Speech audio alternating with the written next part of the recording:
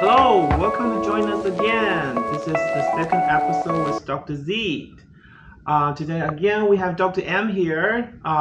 We'll continue our conversation about early computing skill, computing knowledge, and today we're also going to follow our previous interesting discussion about AI in education. Okay. So Dr. M, I think the one issue I noticed in the past few years is, the computing instruction or early computing skill is such a new concept in the field of education, and I oftentimes see people define the term in such a different ways. So is there any universal definition that we can use, like what is computing and computing skills or computational thinking? Are they the same thing or they're different, especially for young children? Yeah, and I think part of the confusion comes because these terms are evolving as rapidly as the technology is evolving. Mm-hmm. So if you're confused, that's completely normal Okay. because it sort of takes a few years of lag time to see what is really being effective to Mhm. go back and then say, oh, we should stick with doing that Okay. rather than we should discard that. So I think of like the big circle as computational thinking, Mm-hmm. which I would put on par with critical thinking, mathematical thinking, scientific thinking, any of those sorts of ways that's an approach to how you solve a problem. But you have to use computer. Do you? So, yes, you have to use a computer, but a computer doesn't have to be a machine. Like, I can be a computer if I am following a set of sequences, particularly. So, like, if you watched that movie Hidden Figures by NASA, Mhm. or about the women in NASA, those women were computers before the computer was a tool that people were using to do calculations. So here, the computing or computational thinking is really not about the machine; it's about a particular way of thinking. Exactly. Okay. Yeah, and so I think of computational thinking as sort of the answers to three questions, which is, should I get a computer to help me solve this problem? Like, is it a good problem for a computer to solve? Meaning, does it have a very set sequence of inputs and a very set sequence of outputs? Mm-hmm. The second one is, how do I get a computer to solve the problem? Which is more of that, like, computing, programming, that sort of thing. Mm-hmm. And the last one is, does the computer do a good job in solving that problem? Mm-hmm. And that's, very much humanities, like, did it do a good job doing the tasks that I needed to do? Did it consider all the different aspects of this problem that Mm-hmm. a computer can't be expected to manage, but I as a human can? Okay. Um, so so when we think about computational thinking skill is really about teaching children a way of thinking. Is that right? Then is computing skill has to involve computer or technology device? I think so. Okay. Because that's the computing skill is sort of the technical skill of how do I communicate with a computer. Okay. And so that's where I think of that. So that does involve an actual machine computer. So computational thinking and computing, how do we position them? Like which one include which one? So computational thinking would be the big circle, and Big inside circle. it would be computing, as well as a lot of other things like data management, artificial intelligence, all that sort of things. Okay. Okay. So when we think about computational thinking skills, are there particular concrete skill we need to pay attention to? So you ask 10 different people what their definition of computational thinking is, you'll get probably 15 different answers. Oh, It's yeah. just ridiculous. Okay.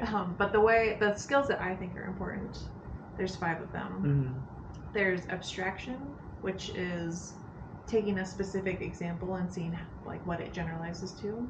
Okay. There's- So it's kind of like what's that? Abstraction, like a painting, Mm-hmm. right? So like a Picasso's painting. Like Yeah. on the first side, you have no idea what the painting's about, but that painting will probably capture, the abstract part of the actual thing. Yeah. You know. And so yeah, Picasso's a good example because like it looks nothing like a face, say.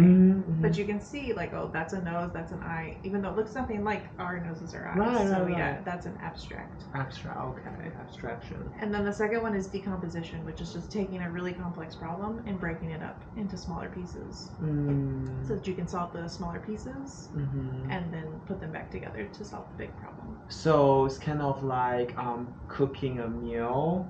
Instead of just say, oh, I'm going to cook a steak. You're thinking, all right, so first step, get the steak, and secondly, get the garlic and butter, and then third step. So you are, make a complex task much manageable into smaller pieces. Right? Yeah.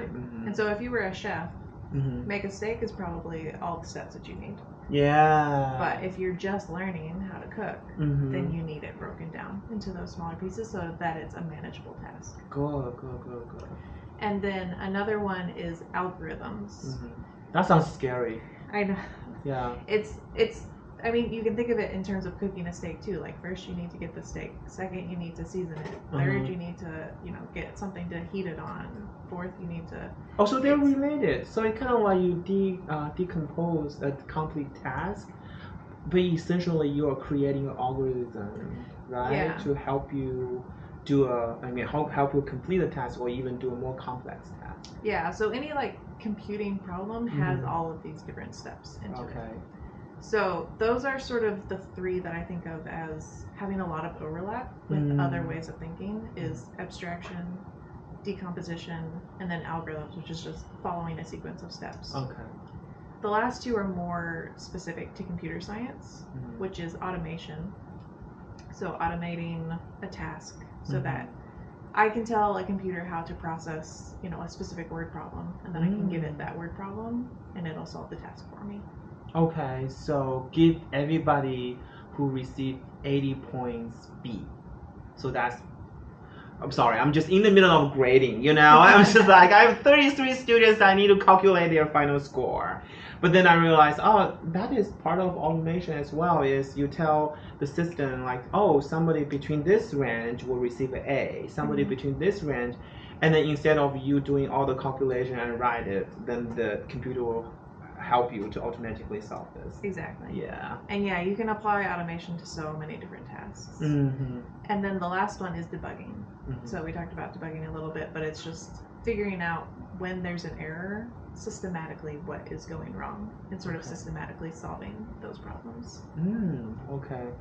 So are those computational thinking skills also have some kind of sequence? Like when we think about teaching young children, okay, is there like, oh, you should introduce this skill first and then that skill? Is there any particular sequence we have to think about?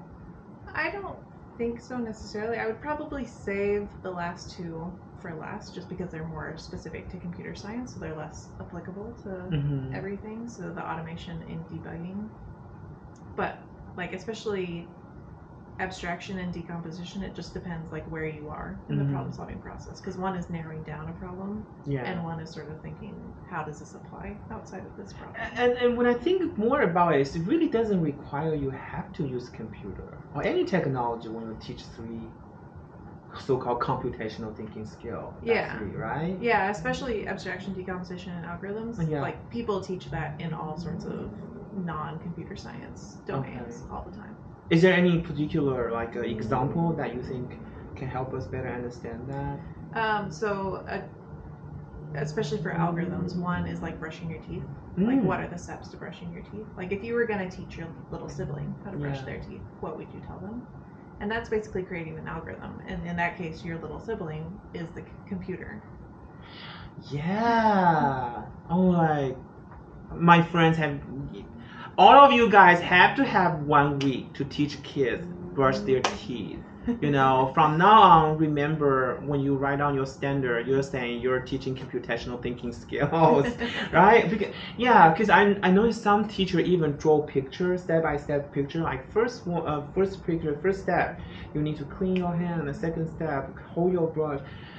But that is algorithm, right? You're telling the children you follow those steps so that you can successfully, That Yeah. sounds really interesting. So, what is abstraction in the classroom? Can you think? What is the example of abstraction in a classroom?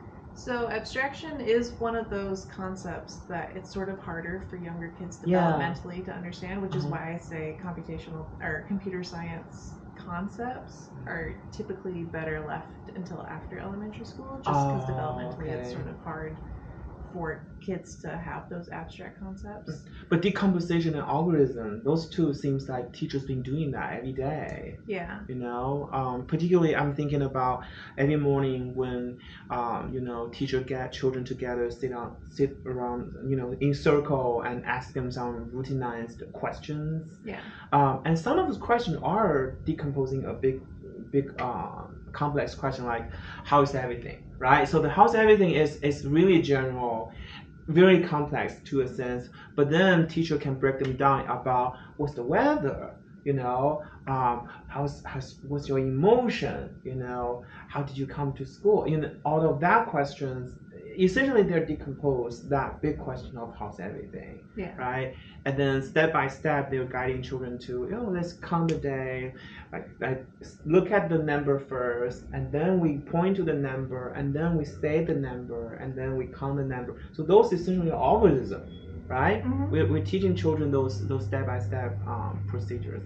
Wonderful. Yeah. So and we can also think of abstraction for little kids in terms of like learning how to classify things. So right. how can you tell a glass bottle from an aluminum bottle? Yeah. Like what are the different things that would make something like a glass bottle or like a plastic bottle? Or how do you tell the difference between a cat and a dog? Like they both have 4 legs, they're both furry, they both have ears. Like what are the differences that you can sort of say all of these things apply to cats and all of these things apply to dogs? So we actually need to guide children to do more intentional observation, not just, hey, look at those leaves, but call children's attention to like shape of leaves, color of the leaves, and maybe guide children to compare different types of leaves, right? Different shapes of leaves, so that children can understand, there's some kind of logic categorization over there that they can utilize to better understand the surroundings, right? Oh, that's wonderful. So how about this AI thing coming up? So it's funny that we left off there because that's actually a good example of how human intelligence and artificial intelligence are similar. Right. Is like I can feed a bunch of images into an artificial intelligence and say, this is a cat, this is a dog, this is a cat, this is a dog. And it will start to create these probability models of what makes this thing more likely to be a cat and what makes this thing more likely to be a dog. Okay. And so that process is sort of similar between kids and artificial intelligence. It sounds like it. Yeah. Is that you're providing an input and then you're providing feedback of what's the right answer here. However, kids are learning these sort of abstract rules, like this feature makes it more like a cat, this feature makes it more like a dog, whereas artificial intelligence doesn't really have the same computing constraints that we have in our brains. And so it's got these probability models that it uses. It doesn't try to create rules. It just says this is more like this thing and this is more like this thing, and so it's always making this decision between two possible outcomes. So if we use the model that we talked about in our last episode that we want our children to experience, to use, what do you think is the best scenario that we can let children to use AI in classroom or at home? So one of my favorite activities for young kids is Google's Teachable Machine, where there's a website you can go to and you can do a couple of different ways of inputting information. And so in all cases of intelligence, whether it's human or artificial, you are taking in information or data, you're processing it in some way, and then you're outputting, a decision or some classifier or something like that. And so in the Google's Teachable Machine, you can add pictures, you can add sounds, or you can add video of like movement, Mm-hmm. and you can give it two different categories. So say we wanted to classify glass cans versus aluminum cans. So you would show it a bunch of pictures of glass cans, and you say this is glass, and you showed a bunch of pictures of aluminum cans, and you try to be doing exactly what you're saying you do with kids. Yeah, to train them. Yeah, Basically. and you try to make the most confusing cases that you can, and say This you know, is this is a silver glass can, so it looks like aluminum, but it's actually glass, and maybe there's some sort of feature Okay. that helps distinguish it as glass. Okay. And then eventually you can get a pretty good probability model that if you show it something new, it'll know whether it's glass or aluminum. Oh, that sounds like really good science activity that teachers can do, in the classroom. Because I'm thinking about, some simple concept as simple as color, right? What are red? What are the green? Or the shapes, right? Square, a triangle. And I remember the very popular games we like to play with kids, like I Spy, right? I Spy, and then it seems like the conversation that happened during I Spy, I spy something red, and then kids started looking. Is it this? Is it this? It looks like the same thing, like when you trying to use AI or when you train AI to do something. Right? Yeah, and you can use it like that. You can have a concept that you want to teach, Mm-hmm. or you can use it as like a way for kids to bring their interests into the classroom. Mm-hmm. So you can leave exactly what the task is open-ended and say you were going to teach the computer the distinction between something, and say that they're really into dogs and they want to do the difference in different breeds or something like that. Oh, good. So you can use it in either of those ways depending on what you need. So is there any way that we don't use computer but we still can experience AI? So you can do sorts of what we call unplugged activities. Mm-hmm. So an unplugged activity is something that's very much like a computing activity, but it doesn't use technology, Okay. which is a great thing to have, especially as we're concerned with screen time and everything for really young kids. Yeah. So, I mean, you can do these classification activities. There are classification activities that are unplugged, that it's sort of like a decision matrix that it's like, if the animal has 4 legs, then it's this thing, and it's like not a bird or something like that. And so you can create those sort of decision making trees. I think that isn't there again, like you describe something and I, based on what you describe, based on your keywords, I come up with these items. You might be thinking 20 questions. Oh yeah, something like that. Like Yeah. it's a female or it's a historian, all of that. Is that the same? It seems like the same thing. Like you only, use certain feature of object and then try to come out with the actual result. Very good. Yeah, and then you're using all that information you have to exclude or include potential options. So that's a very computational thinking activity. Does that mean we're developing algorithm in that process, or is that decomposition? I wouldn't say it's necessarily an algorithm. It's using all of these rules that you've developed to. It's an AI would be creating a probability model. Probability. And a human, it's more like these are the rules, and I can exclude this because you've said that it's a historian or something like that. Okay, good. Well, thank you so much for today's episode. And then, I think one question I would like to ask you before we leave today is, if there is, if there's one teacher or one parent still feel like, I think kids are too young to learn about this, we should wait till they're middle school because then they have the computer science class, they have a teacher to teach. We can wait back then. What kind of feedback you would like to share, or what perspective you would like to share with this teacher or parent?